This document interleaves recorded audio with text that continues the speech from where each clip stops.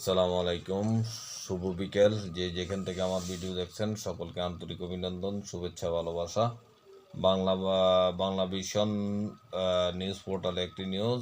জুলাই আন্দোলনের অসমাপ্ত কাজ শেষ করতেই রাজনীতিতে এসেছি, এএফপিকে নাহিদ ইসলাম। খবরে বলা হয়, জাতীয় নাগরিক পার্টি এনসিপির আহ্বায়ক নাহিদ ইসলাম বলেছেন, জুলাই আন্দোলনের অসমাপ্ত কাজ শেষ করতে রাজনীতি নামার সিদ্ধান্ত নিয়েছি।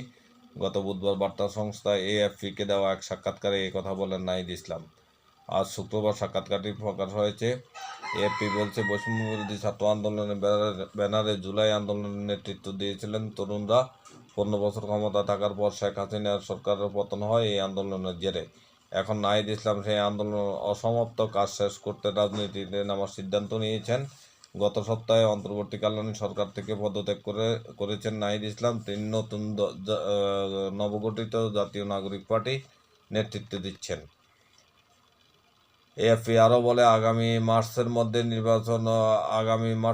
নির্বাচন হওয়ার কথা রয়েছে এবং দেশের সবচেয়ে পুরনো রাজনৈতিক শক্তিগুলোর একটি জাতীয়তাবাদী দল বিএনপি বিজয়ী হতে পারে বলে ব্যাপকভাবে মনে করা হচ্ছে। এ বিষয়ে নাহিদ ইসলাম বলেন, যদি তিনি এবং তার সঙ্গীরা পরবর্তীতে সরকার গঠন করতে না পারেন, তবু তারা একটি রাজনৈতিক শক্তির সূচনা করেছেন যা আগামী কয়েক দশক ধরে প্রভাবশালী হবে।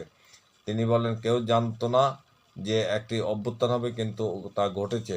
নাহিদ বলেন, আমি আন্তরিকভাবে আশা করি এবং বিশ্বাস করি যে আমরা এবার জয়ী হব, কিন্তু এই নির্বাচন পৃথিবীর শেষ নয়। আমাদের লক্ষ্য হলো এই শক্তিটিকে আরও 50, 100 অথবা তারও বেশি বছর ধরে রাখা। বাংলাদেশের সুদূর প্রসারী সংস্কার বিষয়ে রাজনৈতিক দলগুলোর আগ্রহের ঘাটতি রয়েছে বলে মন্তব্য করে নাহিদ ইসলাম বলেন, এমনকি তরুণরা যে কারণে জীবন উৎসর্গ করেছেন সেসব সংস্কারেও আগ্রহী নন তারা। নাহিদ ইসলাম বলেন, আমরা অন্তর্ভুক্তিতে বিশ্বাস করি, কিন্তু ধর্মীয় ও সাংস্কৃতিক নীতিমালা দ্বারা নির্ধারিত কিছু সীমা রয়েছে। তিনি বলেন, আমরা নারীদের এগিয়ে এনেছি এবং সব বর্ণ ধর্মের প্রতিনিধিত্ব নিশ্চিত করেছি। আমরা নিশ্চিত করব যে সব নাগরিক তাদের অধিকার ভোগ করতে পারে।